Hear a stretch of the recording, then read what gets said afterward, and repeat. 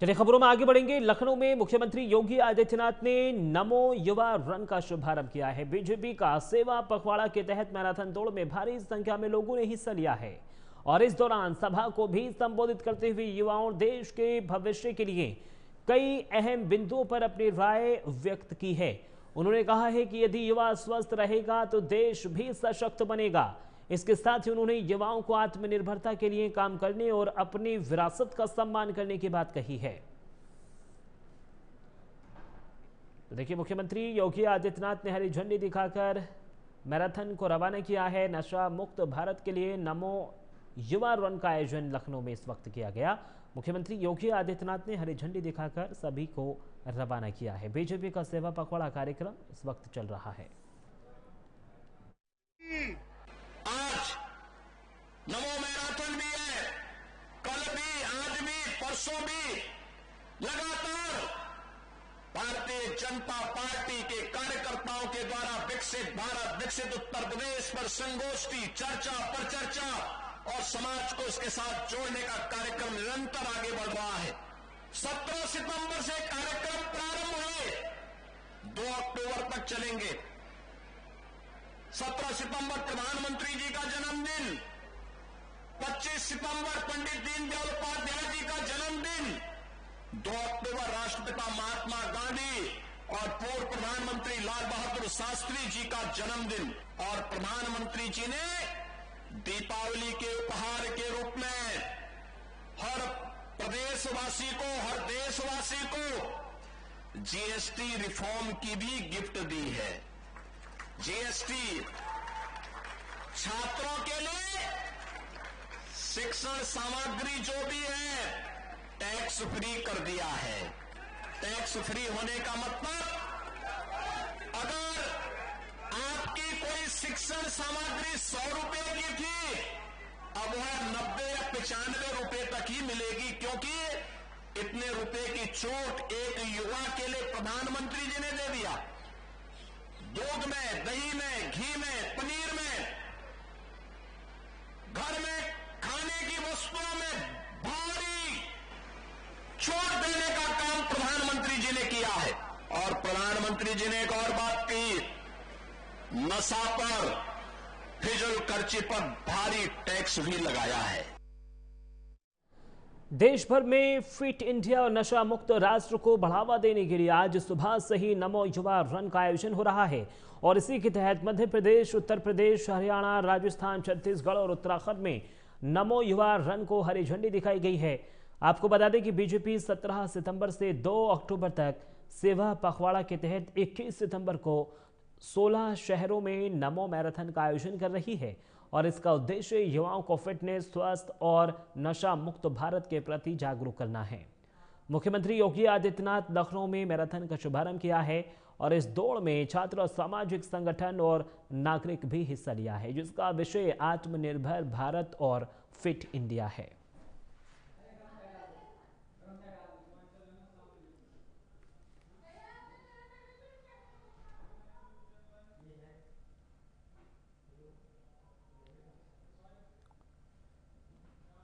चलिए आगे बढ़ेंगे। प्रधानमंत्री नरेंद्र मोदी के जन्मदिन पर सेवा पखवाड़ा के तहत शिमला में नमो मैराथन का आयोजन हुआ है। ये मैराथन रिज मैदान से चौड़ा मैदान तक चली, जिसे नेता प्रतिपक्ष जयराम ठाकुर और गायक मोहित चौहान ने हरी झंडी दिखाकर रवाना किया है।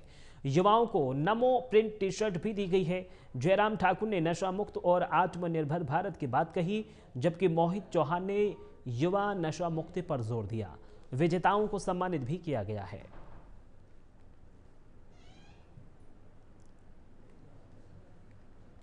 तो देखिए, शिमला में नमो मैराथन का आयोजन हुआ है।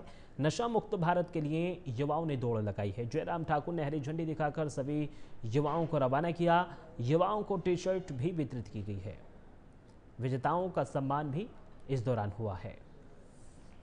तो शिमला से तस्वीरें सामने आई हैं, क्योंकि अलग अलग राज्यों में आज मैराथन का आयोजन हुआ और इस मैराथन के दौरान युवाओं ने इस मैराथन में हिस्सा लिया, दौड़ लगाई और नशा मुक्त भारत का भी संकल्प लिया।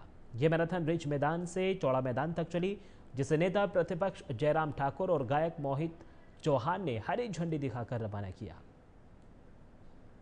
युवाओं को नमो प्रिंट टी शर्ट भी दी गई है। जयराम ठाकुर ने नशा मुक्त और आत्मनिर्भर भारत की बात कही, जबकि मोहित चौहान ने युवा नशा मुक्ति पर जोर दिया, विजेताओं को सम्मानित भी किया।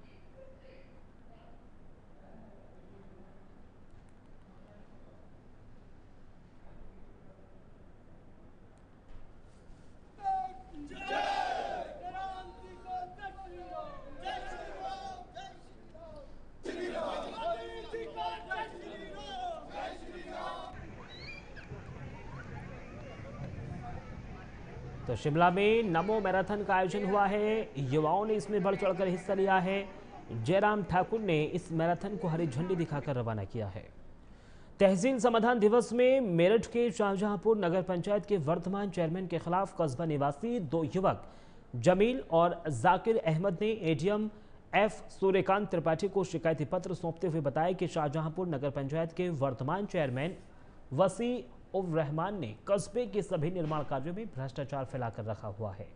उनके द्वारा कस्बे के सभी तालाबों पर कब्जा करवाकर अवैध तरीके से भराव और प्लाटिंग कराई जा रही है।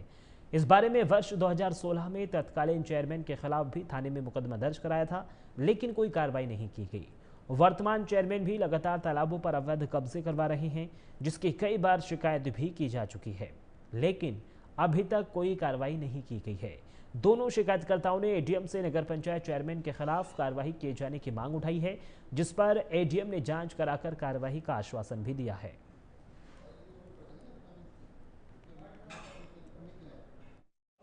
तालाबों पर कब्जे कर रखे हैं, अतिक्रमण कर रहे हैं, भराव कर रहे हैं। मेरा चबूतरा था, उसे तोड़वा दिया। खुद चेयरमैन ने 285 बटे तो उस पर कब्जा कर रखा है। खुद का चबूतरा है।